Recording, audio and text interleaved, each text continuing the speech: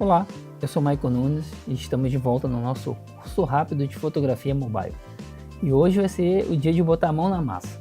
Mas antes de botar a mão na massa, eu preciso mostrar para vocês algo que vai facilitar a forma como você vai colocar em prática o que você viu na aula passada.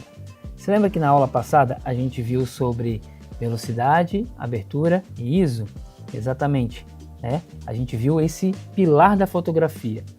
Que é esse triângulo aqui que a gente tem aqui na tela, você está vendo aí? Controle de exposição.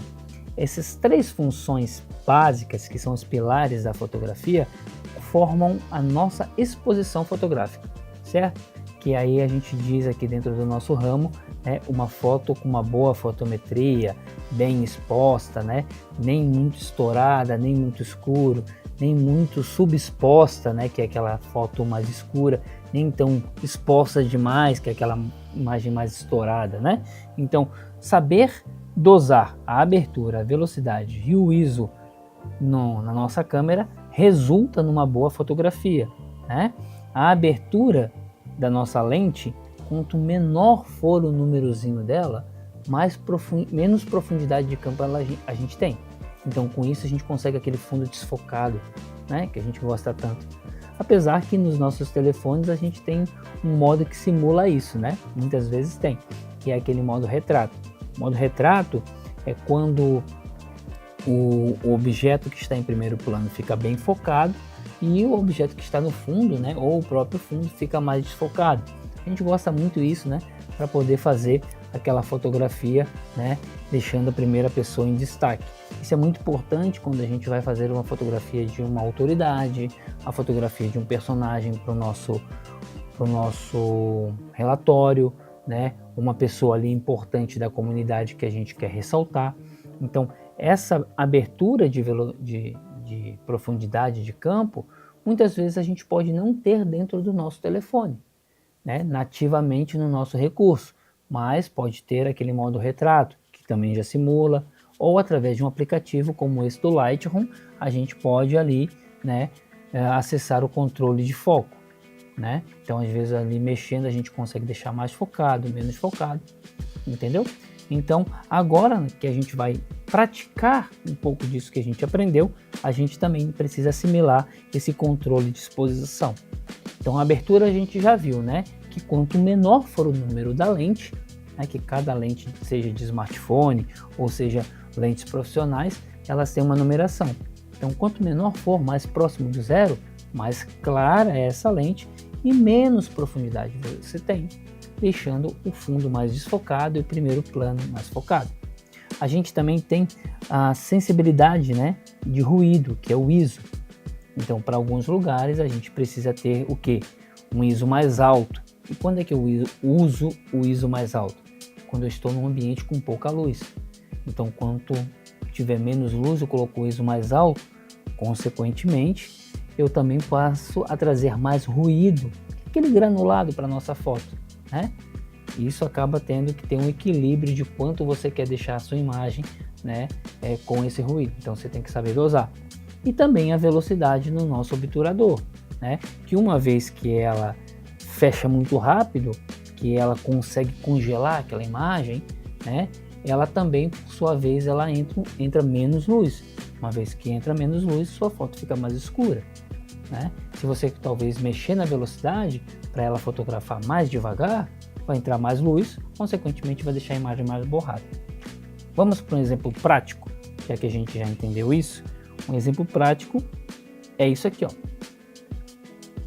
A gente tem essa cartela de informação, que aqui eu tenho as três explicações, A gente está vendo aqui esse personagem que tem um primeiro plano ali, que é um pictograma, e lá no fundo um desenho de uma montanhazinha, Então, olha só, quanto maior for o número da nossa abertura, mais foco eu tenho em tudo, tá vendo? Quando eu tenho aqui 32 de abertura, ou seja, tá bem escuro, entra menos luz porque o olhinho está mais fechado, consequentemente eu tenho mais foco em tudo. E, geralmente é isso que o nosso telefone faz. A fotografia automática do nosso telefone, ela foca tudo que está vendo. né? Não consegue diferenciar primeiro, segundo, terceiro plano, deixa tudo focado. Isso ajuda para quando você vai fazer foto de uma multidão, quando você vai fazer uma grande foto bem aberta, né? Que são várias pessoas, né? Mas repara, quanto menor for o número, o que acontece com o personagem? Ele começa a ficar com, né, aquela profundidade de campo menor. Uma vez que a profundidade de campo fica menor, tudo que está atrás do primeiro plano começa a ficar desfocado, né? Então aqui, ó, de 32 de abertura para 1.4, eu consigo entender o quê? Que quanto maior for o número, mais focado fica. Consequentemente, mais escuro, porque o olhinho fecha mais. Quanto menor for o número, mais claro ele fica, porque, né, o olho, vamos supor assim, se abre mais, né? Fazendo também, consequentemente, ter mais profundidade de campo, né? O campo fica ali bem focado na frente e bem desfocado no fundo. Entendeu? Isso aqui vai para vocês também, até para vocês poderem aprender. Ah, mas o meu telefone não faz isso, não tem esse recurso nativo. Aí você tem duas opções. Você pode usar um recurso talvez que tenha dentro do seu telefone, que é aquela fotografia de modo retrato, né? Que já desfoca automaticamente o fundo para você. Ou você pode baixar algum aplicativo que possa ter esse recurso. Um deles que eu uso aqui é o Lightroom, né? Que é da Adobe, que acaba resolvendo esse problema para você. Bom, no próximo ilustração que a gente tem aqui, a gente tem sobre a velocidade, que foi aquilo que a gente viu, né? Olha lá, 1/1000. 1/1000 vai fechar muito rápido. 1/1000 ele vai ter menos tempo, né, de abertura. Então, essa tua pálpebra aqui, né, simulando isso, vamos supor assim, ela vai fechar mais rápido. Uma vez que ela fecha mais rápido, ela congela as coisas mais rápidas. Mas, contrapartida, vai deixar mais escuro, né? E também mais nítido, né? Mais congelado. Mas olha só a diferença. No primeiro desenho para o segundo. Aqui no primeiro, da nossa esquerda, né? Lendo da esquerda para a direita, eu tenho 1/1000. Ou seja, congelou bem. Quanto menor for esse número, mais borrado fica a imagem. Por quê? Porque ela vai demorar mais para fechar. Uma vez que ela demora mais para fechar, tudo que tiver em movimento vai borrar, certo? Traz mais luz, deixa a sua foto mais iluminada. Todavia, vai deixar borrado. Por quê?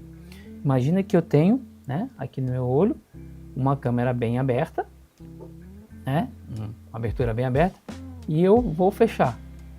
O tempo que isso aqui fecha é 1, mas se eu tenho aqui, ó, mais fechadinho, é bem mais rápido, né? Então aqui eu tenho uma coisa que vai demorar para fechar um pouco, porque o espaço é maior, e aqui tem algo que é menor, que vai fechar mais rápido.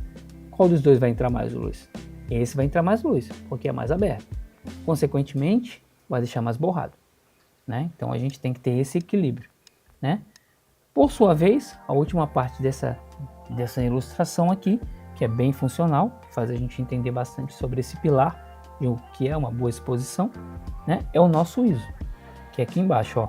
Quanto menor for, né, menos ruído eu tenho, né? Quanto maior for aqui do outro lado, eu estou saindo de 50 aqui da esquerda para a direita. Na 50 eu não tenho ruído nenhum, mas em 25.600 eu já tenho bastante ruído. Olha a diferença. Como é que eu uso isso? Bom, quando eu tiver mais luz, eu diminuo o meu ISO. Então, quando é que eu diminuo o meu ISO? De um exemplo prático. Quando eu estou no local externo, durante o dia, quando eu estou naquele sol de meio-dia, quando eu estou na praia, porque a praia tem aquela areia branca, então a luz do sol bate ali e reflete, né? Quando é que eu tenho que usar um ISO mais alto? Um show, né? Uma foto noturna, mas consequentemente eu vou trazer mais ruído. Então, uma boa fotografia tecnicamente mais ou menos equilibrada é quando você consegue fazer que esses três personagens aqui, né, esses três elementos conversem bem, que é a abertura do seu diafragma, né, a abertura da sua íris, né, a sua velocidade, que no caso como se fosse uma pálpebra, e o recurso do seu ISO. Quando você consegue equilibrar e fazer bem a soma disso tudo aqui, você consegue uma foto bem exposta, bem equilibrada, né? Mas isso não quer dizer que seja uma foto boa. Por quê? Porque uma foto boa não é tecnicamente quando isso aqui está exato. Uma foto boa é quando ela transmite uma mensagem, quando ela traz um impacto, quando ela traz uma crítica social, quando ela faz um questionamento, quando ela traz uma luz sobre aquele tema, entendeu? Então isso aqui é só um recurso para dar uma equilibrada, ok? Então o que vai acontecer agora? Agora a gente vai se dividir em grupos, né? E vamos fazer um exercício, que depois eu vou estar analisando com vocês, que é o quê? Vocês vão estar separados em grupos e vão explorar o local que vocês estão, seja dentro da sala de aula, seja fora da sala de aula, né? E aí a gente vai trabalhar com o quê? Com o foco, com a luz, com a composição, e aí através disso a gente vai procurar ângulos diferentes para a gente poder estar discutindo sobre isso, tá? Então, entendendo que a fotografia é a forma como a gente enxerga o mundo, entendendo que a fotografia que a gente faz não é primeiro com a câmera ou com os equipamentos, mas com quem nós somos, com aquilo que nós somos formados, com a cultura que a gente carrega. Nós vamos começar agora a pegar tudo isso que está dentro da gente, tentar achar ângulos, composições, né, olhares diferentes, né, para que a gente possa, através do foco, da luz e da composição, criar uma boa fotografia. Tá? Uma vez que vocês vão fazer isso, a gente vai fazer uma análise depois de todo esse material vai vir para mim, para que eu possa fazer, né, uma curadoria disso, que aí também já é o assunto da última aula, do nosso último encontro, né, onde eu vou fazer o quê? Vou fazer uma curadoria do material de vocês e vou fazer uma edição para que a gente possa mostrar o resultado, né?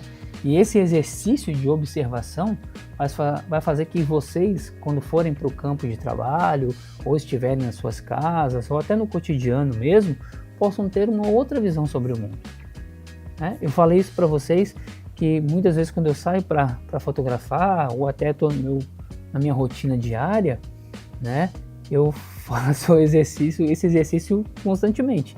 Ali dá uma foto, aqui dá uma foto, aquilo ali dá uma foto. Nossa, aquilo ali, se for dessa forma aqui, se for de baixo para cima, de cima para baixo, dá uma boa foto. Ah, se for um contra-plongé, né, ou um plongé, falando já em termos mais técnicos, né, também dá uma boa foto. Ah, se eu usar uma lente mais fechada, se eu chegar mais perto, eu consigo compor, né? Ah, se eu chegar um pouco mais para o lado, ou se eu fizer uma foto aqui e depois fizer um corte. Então, esse exercício de observação eu faço diariamente.